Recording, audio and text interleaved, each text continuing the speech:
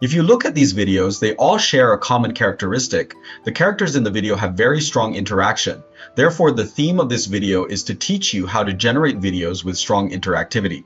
To generate similar videos, there are two key technical points. The first is ensuring character consistency, which is relatively simple. The second key point is how to generate these highly interactive scenes. Therefore, today we will teach you an advanced usage of Qwen Image. Using this technique, you can precisely control the movements of the characters in the images and then proceed to generate the relevant videos. So, how exactly do we do this? Let's take a look now. I have built all the workflows on Running Hub. You can access this platform through Running Hub. In the field of ComfUI, Running Hub is an excellent online workbench because as soon as new extensions or new technologies emerge, they are followed up immediately. You can register for Running Hub using the invitation link in my video description, which will grant you 1,000 free credits. Additionally, you will receive 100 bonus credits just for logging into Running Hub every day. This way, you can experiment with your own workflows. Alright, now let's show you the advanced usage of Qwen Image. What is the key to this technique? It is that we can name the characters in the reference images. Once we perform this operation, many controls become very simple. Now, let's give you a demonstration. I am currently using two beautiful women's images as references. One is connected to our image 1, and the other is connected to our image 2. As we all know, QWEdit Plus can use up to 3 images as reference. For now, we will only use 2. The main model, as we just mentioned, is the Qwen Image Edit Plus version.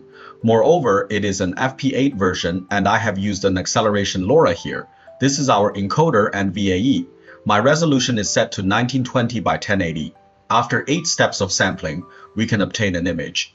The key, of course, lies in how we write our prompt. Pay attention here. I first named the characters in the images. I named the character in the first image Lucy, and the character in the second image is named Lily. You can take a look at this part of my prompt. Below that, I provide a description of the scene.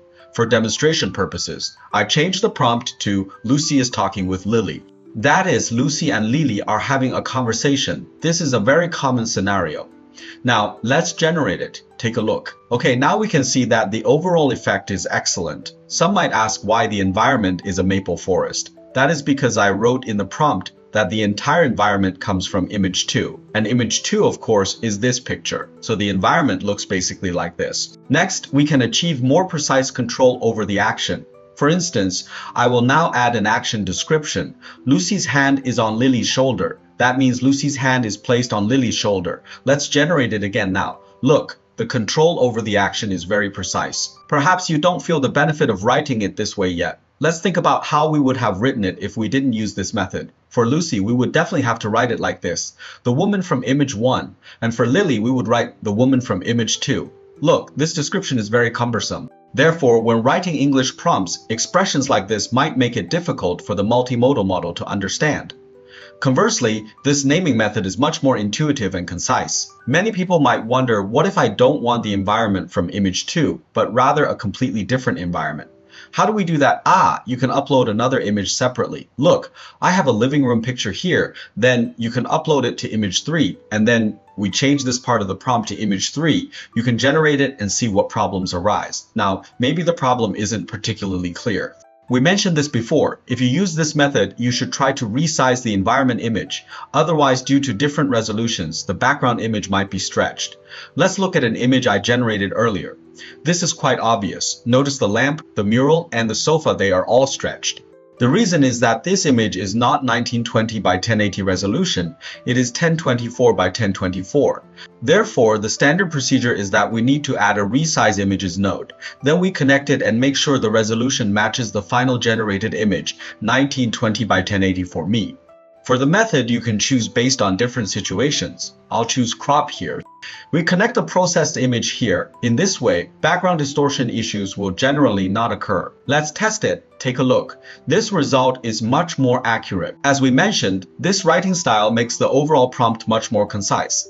However, this is only one aspect of it. It has another huge advantage. If we use this method, we can let the large language model LLM help us design the scene. For example, if I want to generate many highly interactive scenes, I can use any large language model. I am using Gemini here, but you could also use DeepSeek or ChatGPT.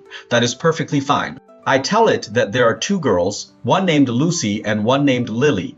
I requested to design 10 scenes, where the two girls have different interactive actions in each scene.